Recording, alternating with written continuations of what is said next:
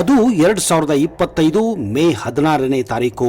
ಬಾಗಲಕೋಟೆ ಜಿಲ್ಲೆಯ ಮಹಾಲಿಂಗಪುರ ದಂಪತಿಗಳು ತಮ್ಮ ಮಗಳಿಗಾಗಿ ಕಾಯುತ್ತಿದ್ದರು.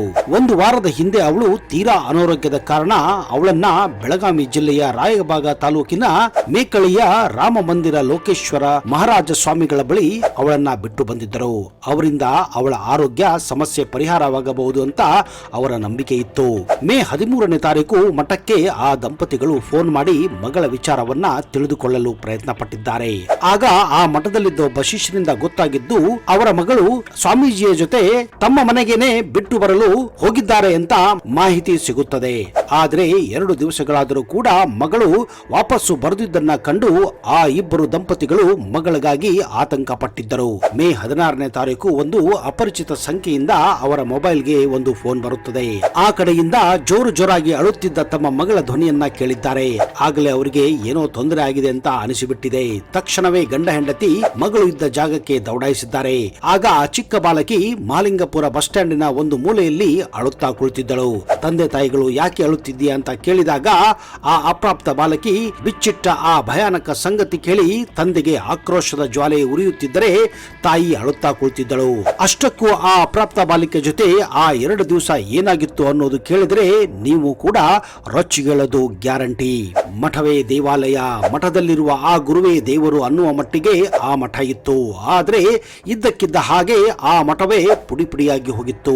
ಮಠವನ್ನ ಕಟ್ಟಿ ದೇವಾಲಯ ಅಂದುಕೊಂಡಿದ್ದ ಜನರೇ ಆ ಮಠಕ್ಕೆ ನುಗ್ಗಿ ಮಠವನ್ನೇ ಧ್ವಂಸ ಮಾಡಿದ್ದರು. ಒಂದು ಮಠ ಅಂದ್ರೆ ಅದರಲ್ಲೂ ಉತ್ತರ ಕರ್ನಾಟಕದಲ್ಲಿದ್ದರೆ ಅದಕ್ಕೆ ಸಿಗುವ ಮರ್ಯಾದನೆ ಬೇರೆ. ಅದರಲ್ಲೂ ಆ ಮಠಕ್ಕೆ ಒಬ್ಬ ಸ್ವಾಮಿ ಇದ್ದರೆ ಮುಗದೆ ಹೋಯಿತು.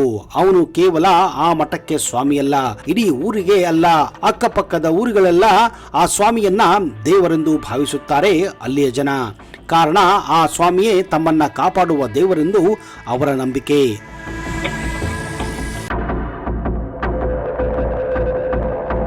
ಆದ್ರೆ ಎಲ್ಲ ಮಠಗಳು ದೇವಾಲಯ ಆಗೋಕೆ ಸಾಧ್ಯವಿಲ್ಲ, ಎಲ್ಲ ಸ್ವಾಮಿಗಳು ದೇವರಾಗೋಕೆ ಸಾಧ್ಯವಿಲ್ಲ. ಹೌದು, ಅಂಥದೊಂದು ಮಠ ಬೆಳಗಾವಿ ಜಿಲ್ಲೆಯಲ್ಲೂ ಕೂಡ ಕಂಡು ಬಂದಿತ್ತು ಮತ್ತು ಅಲ್ಲಿದ್ದ ಸ್ವಾಮಿ ಕಪಟ ಸ್ವಾಮಿ ಅಂತ ಗೊತ್ತಾಗಿ ಹೋಗಿತ್ತು. ಎಲ್ಲವೂ ಸರಿಯಾಗಿದ್ದರೆ ಆ ಮಠಕ್ಕೆ ಸಾಲುಗಟ್ಟಿ ಭಕ್ತರು ಆ ಸ್ವಾಮೀಜಿಯ ದರ್ಶನವನ್ನ ಪಡೆದು ತಮ್ಮ ಸಮಸ್ಯೆಗಳನ್ನ ಹೇಳಿ ಪರಿಹಾರವನ್ನ ಪಡೆದುಕೊಳ್ಳುತ್ತಿದ್ದರು. ಎಲ್ಲವೂ ಸಹಜವಾಗಿದ್ದರೆ ಆ ಮಠದಲ್ಲಿ ಭಜನೆ, ಕೀರ್ತನೆಗಳು, ಪ್ರವಚನಗಳು ನಿರಂತರವಾಗಿ ನಡೆಯಬೇಕಿತ್ತು. ಆದ್ರೆ ಅಲ್ಲಿ ನಡೆದಿದ್ದು ಬೇರೆನೆ. ಅವತ್ತಿನಿಂದ ಭಕ್ತಿಯಿಂದ ಬರುತ್ತಿದ್ದ ಜನರೇ ಆ ಮಠವನ್ನ ಹಾಳುಗೆಡವಿದ್ದಾರೆ. ಮಠಕ್ಕೆ ನುಗ್ಗಿ ಎಲ್ಲವನ್ನ ಧ್ವಂಸ ಮಾಡಿದ್ದಾರೆ. ಆ ಮಠದಲ್ಲಿ ಏನು ಉಳಿಯಬಾರದು ಅಂತ ಎಲ್ಲವನ್ನ ಪೀಸ್ ಮಾಡಿ ಹಾಕಿದ್ದಾರೆ. ಸ್ವಾಮೀಜಿಗಳು ಕೂಡುತ್ತಿದ್ದ ಪೀಠವು ಚಿಲ್ಲಾಪಿಲಿಯಾಗಿ ಹೋಗಿತ್ತು. ಕೇವಲ ಅಲ್ಲಿದ್ದ ಪೀಠೋಪಕರಣಗಳೇ ಅಲ್ಲ, ತಾವೇ ಕೈಯಾರಿ ಕಟ್ಟದಂತಹ ಆ ಮಠವನ್ನ ಕೆಡವಬೇಕೆನ್ನುವ ಮಟ್ಟಿಗೆ ಜನರು ಆಕ್ರೋಶಗೊಂಡಿದ್ದರು. ಹೀಗಾಗಿ ಆಶ್ರಮದ ಮೇಲಿದ್ದ ಛಾವಣಿಯನ್ನು ಕೂಡ ಕಿತ್ತಿ ಬಿಸಾಕಿದ್ದರು. ಅಲ್ಲಿದ್ದ ಚೇರುಗಳು, ಮಂಚಗಳು, ಬೆಡ್ಗಳು ಕೂಡ ಚಿಲ್ಲಾಪಿಲಿಯಾಗಿದ್ದವು. ನೋಡುತ್ತಿದ್ದಂತೆ ಇದೇನು ಆಶ್ರಮವೋ ಅಥವಾ ಪಾಳು ಬಿದ್ದ ಮನೆನ ಅನ್ನುವ ಮಟ್ಟಿಗೆ ಕಾಣುತ್ತಿತ್ತು. ಇದ್ದಕ್ಕಿದ್ದ ಹಾಗೆ ನೂರಾರು ಜನ ಆ ಮಠದ ಮುಂದೆ ಜಮಾಯಿಸಿದ್ದರು. ಕೇವಲ ಮಠವನ್ನು ಧ್ವಂಸ ಮಾಡುವುದು ಅಲ್ಲ, ಒಂದು ವೇಳೆ ಆ ಸ್ವಾಮೀಜಿ ಏನಾದರೂ ಸಿಕ್ಕರೆ ಅವನನ್ನು ಬಡಿಯಬೇಕೆಂದು ಅಲ್ಲಿಯ ಜನ ಕಾಯುತ್ತಿದ್ದರು. ಆದ್ರೆ ಅಲ್ಲಿ ಸೇರಿದ ಜನರಿಗೆ ಅವತ್ತು ಸ್ವಾಮೀಜಿ ಕೈ ಸಿಕ್ಕಿರುವುದಿಲ್ಲ. ಹೀಗಾಗಿ ಮಠವನ್ನ ಧ್ವಂಸ ಮಾಡಲು ಮುಂದಾಗಿದ್ದರು. ಒಂದು ವೇಳೆ ಅವನೇನಾದರೂ ಅಲ್ಲಿ ಸೇರಿದ್ದ ಜನರಿಗೆ ಸಿಕ್ಕಿದ್ದರೆ ಆ ಸ್ವಾಮೀಜಿಯ ಕತೆ ಅವತ್ತು ಏನಾಗುತ್ತಿತ್ತೋ ಗೊತ್ತಿಲ್ಲ. ಹೀಗೆ ಮಠವನ್ನೇ ನುಗ್ಗಿ ಮಠವನ್ನೇ ಧ್ವಂಸ ಮಾಡಿದ್ದು ಬೆಳಗಾವಿ ಜಿಲ್ಲೆಯ ರಾಯಬಾಗ ತಾಲೂಕಿನ ಮೇಕಲಿ ಗ್ರಾಮದ ರಾಮ ಮಂದಿರ ಮಠದಲ್ಲಿ. ಈ ಹಿಂದೆ ಈ ಮಠಕ್ಕೆ ಭಕ್ತಿಯಿಂದ ಬರುತ್ತಿದ್ದ ಭಕ್ತರು ಅವತ್ತು ಅಲ್ಲಿ ಆಕ್ರೋಶದಿಂದ ಬಂದಿದ್ದರು. ಇದಕ್ಕೆ ಕಾರಣ ತಾವು ದೇವರೆಂದು ಭಾವಿಸಿದ್ದ ಆ ಸ್ವಾಮೀಜಿಯೇ ಅಧರ್ಮದ ಕೆಲಸಗಳನ್ನ ಮಾಡಿದ್ದು, ಅನ್ಯಾಯವನ್ನು ಮಾಡಿದ್ದಕ್ಕಾಗಿ. ಈ ರಾಮ ಮಂದಿರ ಮಠಕ್ಕೆ ಹಠಯೋಗಿ ಲೋಕೇಶ್ವರ ಸ್ವಾಮೀಜಿ ಗುರುವಾಗಿದ್ದರು. ಈಗ ಇವರ ಮೇಲೆಯೇ ಜನ ಆಕ್ರೋಶವನ್ನ ವ್ಯಕ್ತಪಡಿಸಿದ್ದಾರೆ. ಮಠವನ್ನೇ ತಮ್ಮ ದೇವಾಲಯ ಮತ್ತು ತಮ್ಮ ದೇವರೆಂದು ಅಂದುಕೊಂಡಿದ್ದ ಸ್ವಾಮೀಜಿ ಮೇಲೆ ಯಾಕೆ ಈ ರೀತಿ ಅಲ್ಲಿನ ಭಕ್ತರು ದಾಳಿಯನ್ನ ಮಾಡುತ್ತಿದ್ದಾರೋ ಅನ್ನೋ ವಿಷಯ ನೀವೇನಾದ್ರೂ ಕೇಳಿದ್ರೆ ನಿಮಗೂ ರಕ್ತ ಮಾತ್ರ ಕುದಿಯೋದು ಗ್ಯಾರಂಟಿ.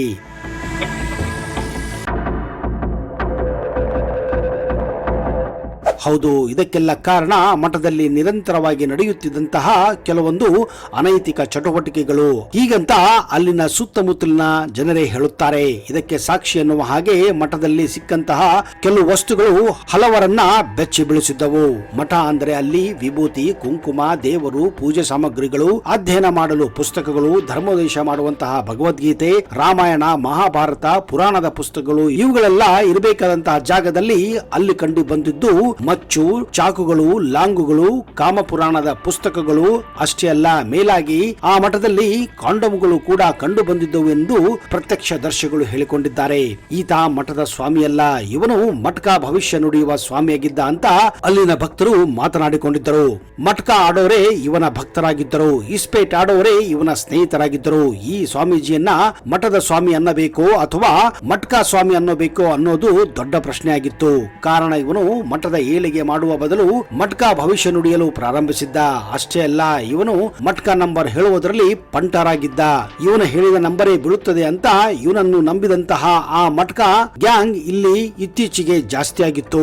ಮಟ್ಕ ಆಡುವ ಮೊದಲು ಇಲ್ಲಿಗೆ ಅವನ ಮಟ್ಕ ಅಭಿಮಾನಿಗಳೇ ಬಂದು ನಂಬರ್ ಅನ್ನ ತೆಗೆದುಕೊಂಡು ಹೋಗಿ ಒಂದು ವೇಳೆ ಆ ನಂಬರ್ ಅವತ್ತು ಬಿದ್ದರೆ ಬಂದಂತಹ ದುಡ್ಡಿನಲ್ಲಿ ಈ ಚಾಂಡಾಲ ಗುರುವಿಗೆ ಕಾಣಿಕೆಯಾಗಿ ಕೊಡುತ್ತಿದ್ದರಂತೆ. ಅಷ್ಟೇ ಯಾಕೆ, ನಾನು ನಿಮ್ಮ ಆರೋಗ್ಯವನ್ನ ಸರಿ ಮಾಡುತ್ತೇನೆ, ನಾನು ನಿಮ್ಮ ಆರ್ಥಿಕ ಪರಿಸ್ಥಿತಿಯನ್ನ ಸರಿ ಮಾಡುತ್ತೇನೆ, ನಿಮಗೆ ಕೆಲಸ ಸಿಗಲಿಲ್ಲ ಅಂದ್ರೆ ಕೆಲಸವನ್ನ ಕೊಡಿಸುತ್ತೇನೆ ಅಂತ ಮೋಸ ಮಾಡಿದ್ದೇ ಈ ಸ್ವಾಮೀಜಿಯ ಕೆಲಸಗಳಾಗಿದ್ದವು. ಇತ್ತೀಚೆಗೆ ಅವನ ಬುದ್ಧಿ ಹಾಗೂ ಅವನ ಕೆಲಸಗಳು ಗೊತ್ತಾದ ಮೇಲೆ ಸುತ್ತಮುತ್ತ ಇದ್ದಂತಹ ಗ್ರಾಮಸ್ಥರು ಹೆಚ್ಚಾಗಿ ಈ ಮಠಕ್ಕೆ ಭೇಟಿ ಕೊಡುವುದನ್ನ ನಿಲ್ಲಿಸಿದ್ದರು. ಇವನು ಮಾಡುತ್ತಿದ್ದ ದಂಧೆ ಗೊತ್ತಾಗಿ ಸುತ್ತಮುತ್ತಲಿನ ಗ್ರಾಮಸ್ಥರು ಇವನಿಗೆ ಧರ್ಮದ ಏಟನ್ನು ಕೊಟ್ಟು ಒಮ್ಮೆ ಬುದ್ಧಿಯನ್ನು ಕೂಡ ಹೇಳಿದ್ದರು. ಆದರೆ ಒಮ್ಮೆ ಅನೈತಿಕ ವಿಷಯಗಳಿಗೆ, ಅನೈತಿಕ ಚಟುವಟಿಕೆಗಳಿಗೆ ಚಟ ಬಿದ್ದರೆ ಆ ಚಟದಿಂದ ಹೊರಬರುವುದೇ ಕಷ್ಟ.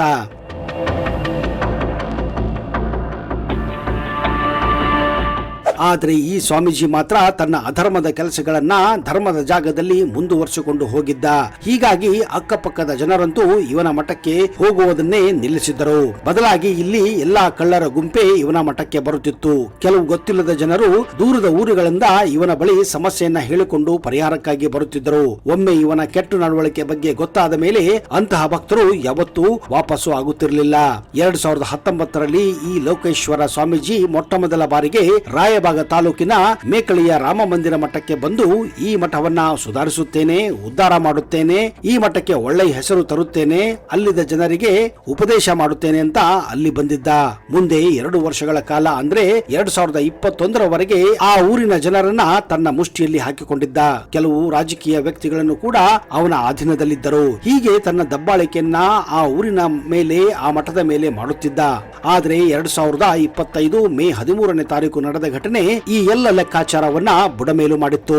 ಅವನನ್ನು ನಂಬಿಕೊಂಡು ಬಂದಂತಹ ಬಾಗಲಕೋಟೆ ಜಿಲ್ಲೆಯ ತಂದೆ ತಾಯಿಗಳು ತಮ್ಮ ಮಗಳ ಆರೋಗ್ಯವನ್ನ ಸುಧಾರಿಸಲಿ ಅಂತ ಇವನ ಬಳಿ ಬಿಟ್ಟು ಹೋಗಿದ್ದಾರೆ ನೋಡಿ. ವಾರಗಳ ನಂತರ ಮೇ 13ನೇ ತಾರೀಕರಂದು ಬಾಲಿಕೆಯನ್ನ ಸ್ವಾಮೀಜಿ ಆ ತಂದೆ ತಾಯಿಗಳ ಮನೆಗೆ ತಾನೇ ಖುದ್ದಾಗಿ ಬಿಟ್ಟು ಬರುತ್ತೇನೆ ಎಂದು ರಾಯಚೂರಿಗೆ ಆ ಹುಡುಗಿಯನ್ನ ಕರೆದುಕೊಂಡು ಹೋಗಿದ್ದಾನೆ. ರಾಯಚೂರಿನ ಒಂದು ಲಾಡ್ಜ್ ನಲ್ಲಿ ತಂಗಿ ಮೇ 13ರಿಂದ ಮೇ 16ರವರೆಗೆ ಆ ಹುಡುಗಿಯ ಮೇಲೆ ನಿರಂತರವಾಗಿ ಅತ್ಯಾಚಾರ ಎಸಗಿದ್ದಾನೆ. ಅಷ್ಟೇ ಅಲ್ಲದೆ ಬಳಿಕ 15ನೇ ತಾರೀಕು ಬಾಗಲಕೋಟೆಯಲ್ಲಿ ವಾಸ್ತವ ಹೂಡಿ ಅಲ್ಲಿಯೂ ಕೂಡ ಒಂದು ಲಾಡ್ಜ್ ನಲ್ಲಿ ಉಳಿದುಕೊಂಡು ಅವತ್ತು ಕೂಡ ಆ ಬಾಲಕಿಯ ಮೇಲೆ ಅತ್ಯಾಚಾರ ಮಾಡಿದ್ದಾನೆ. ಅಷ್ಟೇ ಅಲ್ಲದೆ ನಡೆದ ಈ ಎಲ್ಲ ವಿಷಯವನ್ನ ಯಾರಿಗೂ ಹೇಳಬಾರದು, ಒಂದು ವೇಳೆ ಯಾರಿಗಾದರೂ ಬಾಯಿ ಬಿಟ್ಟರೆ ಆ ಹುಡುಗಿಯನ್ನ ಕೊಲೆ ಮಾಡುತ್ತೇನೆಂದು ಕೂಡ ಹೆದರಿಕೆ ಹಾಕಿದ್ದಾನೆ. ಕೊನೆಗೆ ಮೇ 16ರಂದು ಬಾಗಲಕೋಟೆ ಜಿಲ್ಲೆಯ ಮಹಾಲಿಂಗಪುರ ಬಸ್ ನಿಲ್ದಾಣದಲ್ಲಿ ಆ ಬಾಲಕಿಯನ್ನು ಸ್ವಾಮೀಜಿ ಬಿಟ್ಟು ಹೋಗಿದ್ದಾನೆ. ಆಗ ಆ ಬಾಲಕಿ ತನ್ನ ತಂದೆ ತಾಯಿಗಳಿಗೆ ಫೋನ್ ಮಾಡಿ ನಡೆದ ವಿಷಯವನ್ನೆಲ್ಲ ಸಂಪೂರ್ಣವಾಗಿ ಹೇಳಿದ್ದಾಳೆ. ಅವತ್ತು ಮಹಾಲಿಂಗಪುರಕ್ಕೆ ಧಾವಿಸಿದ ಆ ಹುಡುಗಿಯ ತಂದೆ ತಾಯಿಗಳು ವಿಷಯವನ್ನೆಲ್ಲ ಕೇಳಿ ಆಕ್ರೋಶಗೊಂಡಿದ್ದಾರೆ. ಮರುದಿನ ಅವರು ಅಂದ್ರೆ 2025 ಮೇ 17ನೇ ತಾರೀಕು ಬಾಗಲಕೋಟೆ ಮಹಿಳಾ ಪೊಲೀಸ್ ಠಾಣೆಯಲ್ಲಿ ಸ್ವಾಮೀಜಿ ವಿರುದ್ಧ ಎಫ್ಐಆರ್ ದಾಖಲು ಮಾಡಿದ್ದಾರೆ. ಮುಂದೆ ಬಾಗಲಕೋಟೆ ಪೊಲೀಸರು ಈ ಕಳ್ಳ ಲೋಕೇಶ್ವರ ಮಹಾರಾಜ ಸ್ವಾಮಿಯನ್ನ ಪೋಕ್ಸೋ ಅಡಿ ಪೊಲೀಸರು ಬಂಧಿಸಿದ್ದಾರೆ.